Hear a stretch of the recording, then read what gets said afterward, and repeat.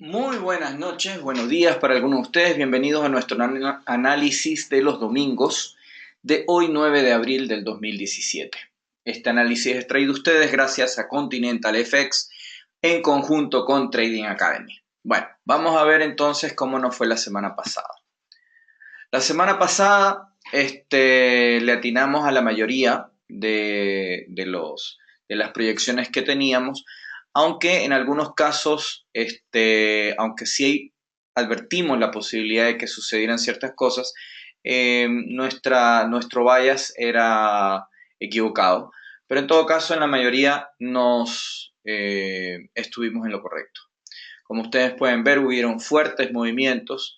En general, hubo mucha volatilidad que se dio más que nada hacia finales de la semana, debido a un NFP que fue bastante malo, o se podría decir que fue mixto. Pero bueno, vamos a ver entonces.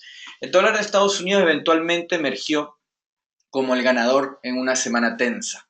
Esta semana tenemos un discurso de Janet Yellen, tenemos una discusión de tasas de Canadá, tenemos los datos de empleo australiano, tenemos los datos de inflación estadounidenses y los números de consumo de Estados Unidos.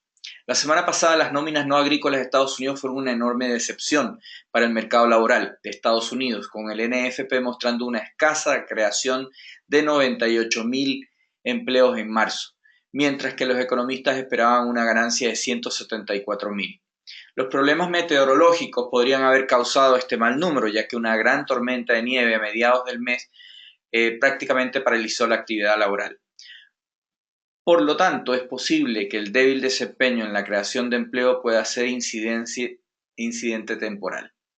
Mientras tanto, el crecimiento de los salarios siguió aumentando con ganancias horarias promedios de un 2,7% en una base anualizada. Otro buen punto fue la disminución del 0,2% en la tasa de desempleo, lo que indica que estos datos no son tan malos, al final y al cabo. Bueno, la semana pasada, en resumen, el yen y el dólar fueron las divisas más fuertes, fueron los grandes ganadores, mientras que el dólar australiano y la libra esterlina fueron las divisas más débiles. El euro dólar, la libra dólar, el dólar australiano dólar y el dólar neozelandés dólar están técnicamente bajistas, todas tuvieron mínimos de 10 días. El dólar yen podría estar técnicamente alcista, poniendo el piso por encima de 1.10, y el Nikkei tiene una formación alcista en los gráficos diarios, lo cual confirma subidas del dólar yen. El dólar canadiense no parece que quiera ir a ningún lado. Obtuvo un buen informe laboral el viernes y el precio más alto del petróleo están trabajando contra la fortaleza del dólar. Veo básicamente dos escenarios. El escenario 1 es que el dólar va a seguir más fuerte y el yen más débil. El dólar se ve técnicamente fuerte, tomando como evidencia la reacción alcista, noticias fundamentalmente o claramente bajistas, como el resultado de las nóminas no agrícolas. El yen se ve técnicamente bajista, demostrado por su debilidad, inclusive habiendo claramente un sentido de aversión al riesgo, risk off, por las situaciones geopolíticas vividas la semana pasada. El segundo escenario es que el dólar se transforme en bajista y el yen fuerte. Descartando la acción de precio y lógica post-NFP en el dólar y el yen, los mercados financieros anticiparía que los traders la repensaron el fin de semana y vendrán correcciones de precios esta semana a favor de una reacción más normal a los acontecimientos geopolíticos y fundamentales. Mi criterio tiende a inclinarse por el escenario número 1. Bueno, vamos a ver qué nos tiene preparado esta semana. Primero, pues tenemos aquí la lista de noticias fundamentales que vamos a tener esta semana. Tenemos algunas noticias. Esta es una semana corta. En algunos lados el día viernes es feriado, en otros no. Principalmente en Europa, en Estados Unidos no. Así que vamos a tener noticias igual el día viernes, pero probablemente un mercado muy, muy delgado. Bueno, vamos a ver primero las noticias que nos van a afectar en nuestro trading técnico durante la semana. La primera de ellas es Janet Yellen va a dar un discurso Janet Yellen, mañana lunes a las 20 horas, horario GMT, va a hablar en la Universidad de Michigan, tomando preguntas de la audiencia. Los analistas esperan que uno de los temas claves sean las minutas de la Fed y sobre las advertencias que ellos dieron sobre los precios de las acciones que están demasiado altas en comparación con las medidas de evaluación estándar. Otra es la llamada a recortar el balance de 4.5 billones de dólares, siempre y cuando los datos económicos sean optimistas. Se espera volatilidad en el mercado durante esta charla. Luego pasamos al martes a las 8:30 de la mañana, horario GMT, donde vamos a tener los datos de inflación del Reino Unido. Los precios del consumidor en el Reino Unido subieron un 2,3% en febrero, frente a un 1,8% en enero, superando las proyecciones del mercado. El aumento se atribuyó al aumento de los precios de los combustibles y los aumentos, encima de la meta del Banco de Inglaterra del 2%. El Banco de Inglaterra espera que la inflación suba al 2,8% en el 2018, ya que el voto a favor del Brexit causó una fuerte caída en la libra frente al dólar. Se espera que la inflación en el Reino Unido alcance este año el 2,2%. Luego tenemos el miércoles a las 14 horas la decisión de tasas canadienses. El Banco Central de Canadá mantuvo su tasa de interés sin cambios en marzo, dado que habían incertidumbres significativas, como lo pusieron ellos, y estas están pesando sobre las perspectivas económicas canadienses. A los encargados de formular la política monetaria les preocupa que las nuevas políticas económicas de Donald Trump, como las políticas fiscales y proteccionistas, tengan un efecto negativo en la inversión y en las exportaciones canadienses. El Banco Central esperaba un crecimiento más fuerte en el cuarto trimestre del 2016. Sin embargo, las exportaciones siguen enfrentando dificultades mientras que el crecimiento de los salarios se ha debilitado. Luego pasamos al jueves, a la 1:30, donde tenemos los datos de empleo australianos. 1:30 horario GMT. El mercado laboral australiano se contrajo con 6.400 puestos de trabajo en febrero, empujando la tasa de empleo máximo de 13 meses de 5,9%. La lectura fue contraria a la estimación de una ganancia de 16.300 puestos de trabajo. Las posiciones a tiempo completo aumentaron en 27.100, mientras que las de tiempo parcial perdieron 33.500 puestos. Este desglose de los números no significa necesariamente una tendencia, ya que la mayoría de las ganancias de empleo durante el año se atribuyen a puestos de tiempo parcial. La tasa de participación se mantuvo sin cambios en el 64% y se prevé una ganancia de 20.300 empleos en marzo, con una tasa de desempleo sin cambios en el 5,9%. Luego tenemos el índice de precios al productor de Estados Unidos a las 12:30, el mismo jueves. Los precios al productor de los Estados Unidos subieron más de lo esperado en febrero, subiendo un 0,3% frente a un aumento de 0,6% en el mes anterior. Los economistas esperaban un alza de solo un 0,1%. En los 12 meses a febrero, el IPP se disparó a 2,2%, que es su mayor nivel o mayor avance desde marzo del 2012, superando el pronóstico de una ganancia del 2%. La tasa de inflación actual se sitúa en 1,7%, cerca de la meta de inflación del 2% que tienen en la Reserva Federal y por lo general tienen la mayoría de los bancos centrales europeos, en cuestión de Europa, Asia, etc. Los economistas esperan que los precios al productor se mantengan estables esta vez. Las últimas 4 noticias de la semana son 2 el jueves y 2 el viernes. El jueves tenemos las peticiones de desempleo a las 12:30, horario GMT, 8:30, horario Nueva York. El número de estadounidenses que presentaron nuevas solicitudes por desempleo disminuyó en 25.000 a 234.000 en la semana terminada el 1 de abril. Esta fue la mayor disminución desde abril del 2015, mientras que la lectura de la semana anterior se revisó a 261.000. Los economistas esperaban que los beneficios por desempleo cayeran a 251.000. El promedio móvil de 4 semanas, que es una medida más estable del mercado laboral, cayó en 4.500 a exactamente 250.000 la semana pasada. Se espera que las peticiones de desempleo lleguen a 242.000 esta semana. Luego tenemos a las 14 horas, el mismo jueves, el sentimiento del consumidor estadounidense según la Universidad de Michigan.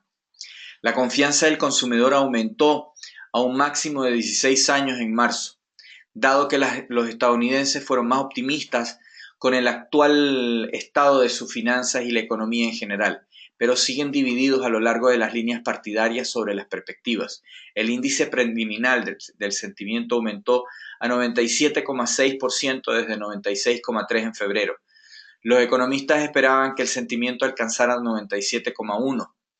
Los respondedores reportaron fuertes ganancias netas en ingresos y en riqueza, mientras que los republicanos fueron mucho más optimistas que los demócratas. Además, las personas fueron más optimistas sobre el mercado laboral, pero al mismo tiempo no estaban seguros sobre el crecimiento futuro bajo la nueva administración. Se espera que la moral del consumidor se mantenga elevada en 97,1 en abril. Pasamos por último el día viernes, donde tenemos los datos de inflación de Estados Unidos y las ventas al por mayor de Estados Unidos al mismo tiempo, a las 2:30. Los precios al consumidor de Estados Unidos subieron en febrero un 0,1%, después de un 0,6% en enero. Sobre una base anual, el IPC subió un 2,7%, el más alto desde marzo del 2012. Las cifras fueron consistentes con las proyecciones de inflación de la Fed, lo que llevó al alza de tasas de la Fed en marzo. Mientras tanto, el IPC básico, excluyendo los volátiles alimentos y los costos de combustible, subió un 0,2% tras un aumento de 0,3% en el mes anterior. Se espera que el IPC se mantenga sin cambios, mientras que la inflación subyacente se prevé que aumente un 0,2% en marzo. Luego tenemos las ventas al por menor de Estados Unidos el viernes a las 2:30. Las ventas al por menor de Estados Unidos subieron 0,1% en febrero después de una ganancia de 0,6% el mes anterior, dando el aumento más bajo en 6 meses. Se registró una actividad más tibia en las tiendas electrónicas, electrodomésticos, tiendas de ropa y concesionarios de automóviles. Sin embargo, las compras pueden haber sido restringidas temporalmente por una desaceleración en las devoluciones de impuestos y también en los problemas climáticos que hubieron. La robusta confianza del crecimiento saludable del empleo y los ingresos estables pueden volver a impulsar el gasto en los próximos meses. Las ventas minoristas básicas, excluyendo automóviles y estaciones de servicio,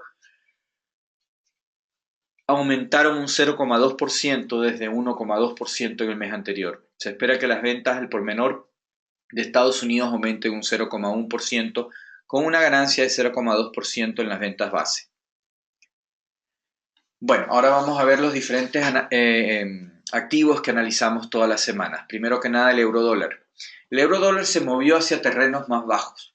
Esta semana, incluyendo el Viernes Santo, incluyen una encuesta de negocios y también algunas cifras de inflación. Los índices de los gerentes de compra continuaron mostrando un sólido crecimiento. El Banco Central Europeo nos dejó un poco en la oscuridad con comentarios contradictorios.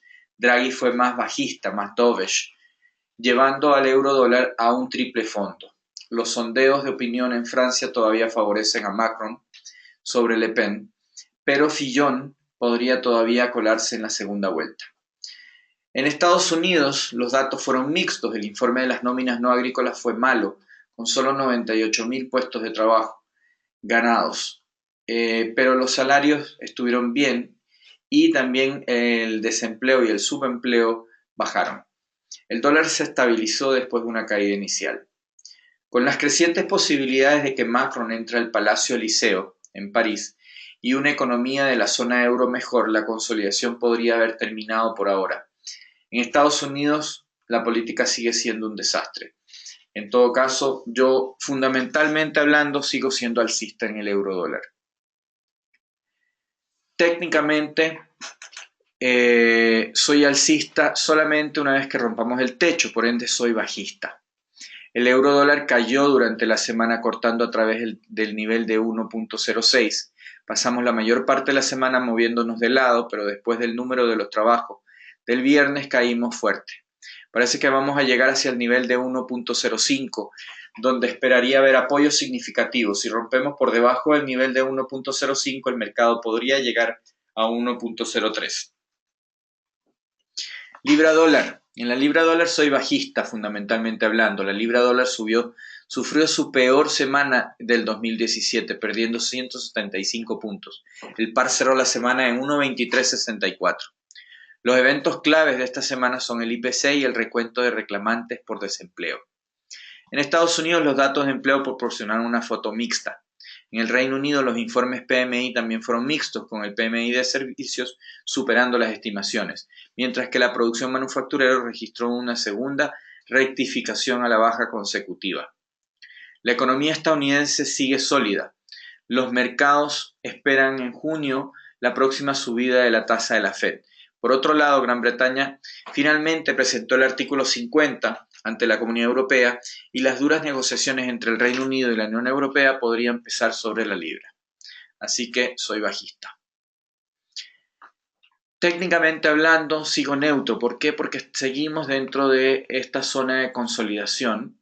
Creo que podríamos estar bajando un poquito más y de ahí subir, pero en general, como ustedes pueden ver, estoy un poquito más alcista técnicamente hablando que no.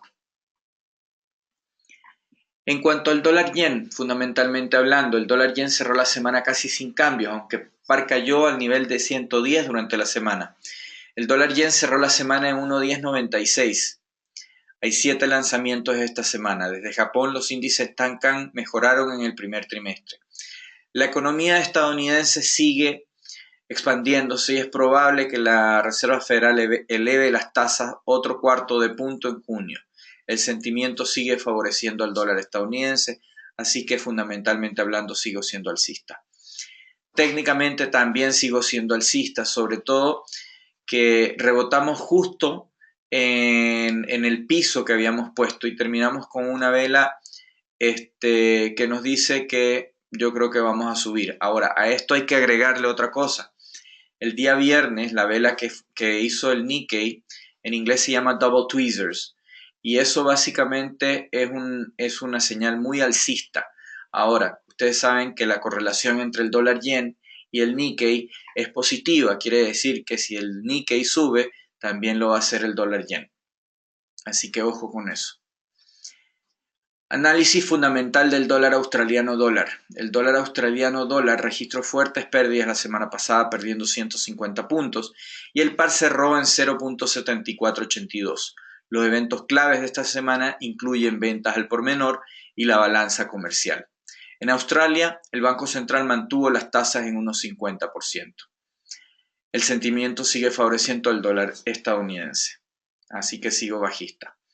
Técnicamente también sigo bajista. Estamos en un momento clave porque chocamos justamente contra el piso, ¿ya? Ahora, si logramos romper este piso, entonces lo más probable es que nos dirijamos a niveles de 0.73 y de ahí de 0.7160.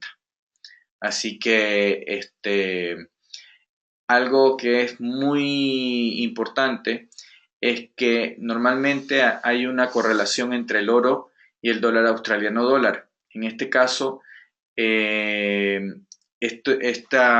influencia ha divergido. Así que, ojo con eso. Dólar neozelandés dólar. El dólar de Nueva Zelanda luchó por ganar terreno, tal como todas las otras monedas de materias primas que sufrieron en general. Hay dos eventos claves esta semana. Los precios de la leche subieron por segunda semana consecutiva, segunda subasta consecutiva, aumentando un 1,6%. La confianza de los negocios, Nissier, cayó 17 puntos y no ayudó al kiwi. Los datos recientes de Nueva Zelanda han sido mixtos y los precios de la leche no son lo suficientemente convincentes. Acuérdense que los precios de la leche llevaban bastante tiempo bajando y recién han tenido 2 subidas, pero seguimos en terreno negativo. En Estados Unidos el dólar perdió impulso, pero no ha renunciado, al menos no contra las monedas de materias primas. Así que sigo siendo bajista. Técnicamente estamos prácticamente en la misma situación que el dólar australiano dólar. Estamos chocando contra el piso. Ahora, hay una gran cantidad de apoyo a continuación, por lo que Es probable que haya un poco de incertidumbre y bastante volatilidad, pero creo que la presión a la baja va a continuar y es muy probable que gane. Dólar canadiense. Esta fue otra semana bastante tranquila para el dólar canadiense, que registró ligeras ganancias. El par cerró la semana en 1.3376. Los acontecimientos claves de esta semana son la tasa y las ventas de fábricas. La economía de Canadá agregó 19.4 mil empleos, muy por encima de las expectativas. La economía estadounidense sigue expandiéndose y es probable que la Reserva Federal eleve la tasa otro cuarto de punto. Y el sentimiento sigue favoreciendo el dólar estadounidense. Esta es otra de las cosas que hay que estar pendientes.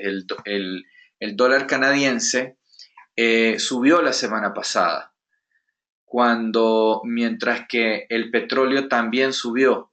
O sea que ahí nuevamente, al igual que con el oro y el dólar australiano, hubo una divergencia en cuanto a, en cuanto a la correlación que normalmente existe. En todo caso, podría haber caídas. No me gusta mucho cómo se está portando el dólar canadiense. En todo caso, yo creo que vamos a seguir subiendo. Si es que logramos romper por encima de 1.36 y pasar por encima de la línea de tendencia alcista anterior, que la pongo como roja porque en este momento es techo, yo creo que podríamos llegar hacia 1.45. Ahora, las retracciones deben continuar ofreciendo soporte, sobre todo alrededor de 1.33. Los mercados de petróleo se ven extraordinariamente susceptibles a la presión de venta ahora y creo que podría enviar este mercado mucho más alto. Así que si el dólar canadiense subió mientras el petróleo subió también, si es que llegase a caer el petróleo, eso impulsaría mucho más este par. Así que tengan ahí ojo. El oro se recuperó durante la semana rompiendo por encima de la parte superior de la estrella fugaz de la semana anterior. Este es un signo muy alcista y creo que estamos listos para seguir subiendo. Sigo alcista mientras nos mantengamos por encima de 1200. Con una pequeña... tenemos que agregarle algo, que aquí tenemos una tendencia bajista. Si rompemos esta línea de tendencia bajista, eso sería muy alcista también. En cuanto al crudo, WTI, el West Texas Index, se recuperó durante la semana superando el nivel de $52. Sin embargo, hay mucha resistencia por encima de aquí. Y creo que esta semana será una de las más importantes en este mercado. En última instancia, una ruptura por encima de la parte superior de la vela semanal debería enviar este mercado al nivel de $55, mientras que un rompimiento por debajo del nivel de 50 sería muy negativo y debería enviar este mercado a niveles de $47 y quizás hasta menos. En cualquier manera, debería haber un poco de volatilidad en este mercado mientras se sigue discutiendo entre los recortes de producción y el exceso de oferta que sigue. En cuanto al índice del dólar, sigo siendo alcista. Como pueden ver, estamos respetando este canal semanal alcista de manera perfecta. Así que podríamos tener una pequeña retracción, pero en definitiva seguimos subiendo. En cuanto al cobre, el cobre subió y bajó durante la semana tal como lo hizo la semana anterior, esencialmente terminando con una vela bastante neutra. Seguimos dentro de la consolidación en la que estamos desde finales del año pasado. En todo caso, yo sigo neutro, aunque bajista dentro de la consolidación actual. Ahora las bursátiles. En cuanto al Dow Jones, tuvo una semana volátil, yendo y viniendo, pero básicamente terminó con una vela neutral. Creo que el nivel de 20.500 debería ofrecer apoyo, pero si nos rompemos por debajo de la parte inferior del martillo de la semana anterior, el mercado es más que probable que encontrará un montón de apoyo en el nivel de 20.000. Creo que todavía no estamos listos para ir más alto. Independientemente, yo sigo siendo alcista, aunque estamos dentro de una consolidación. Lo mismo sucede con el SP500. Tuvo una semana muy volátil, básicamente terminamos ligeramente más abajo. Este es un mercado que ahora parece que está tratando de construir suficiente impulso para seguir subiendo. Hemos tenido un explosivo movimiento en los últimos meses, por lo que tiene mucho sentido que tendríamos que tomar un respiro. Creo que el nivel de 2.300 es el piso en este mercado y que eventualmente encontraremos compradores debajo de los niveles actuales. Todavía tengo un objetivo de 2.500 y creo que vamos a llegar. El DAX, el índice alemán cayó durante la semana, pero comenzó a recibir apoyo el viernes, ya que seguimos viendo una tendencia alcista en general. Creo que el nivel de 12.000 es esencialmente el piso de este mercado y que estamos preparándonos para ir hacia el nivel de 12.500. Sin embargo, no tengo ningún interés en vender el DAX actualmente, pero reconozco que podría tener una mejor entrada en niveles más bajos. Por último, el Nikkei cayó fuertemente durante la semana, pero se dio la vuelta el día viernes. Mirando la vela del día viernes, me da la impresión que estamos listos para darnos la vuelta y retomar la tendencia alcista. Soy alcista una vez que rompamos el techo de este mercado o de esta consolidación, básicamente. Y por último, aquí tenemos el promedio de 4 semanas de los pares de divisas de mayor movimiento. Tenemos un movimiento razonable, donde podemos sacar pedacitos. Bueno, les agradezco mucho haber asistido a nuestro análisis semanal de los domingos. Los esperamos el próximo domingo. Los invitamos a que conozcan ContiFX Social, nuestra plataforma social donde ustedes pueden seguir o simplemente copiar a cientos de traders exitosos, ver sus historiales, ver cómo les ha ido, ver sus posiciones, etc.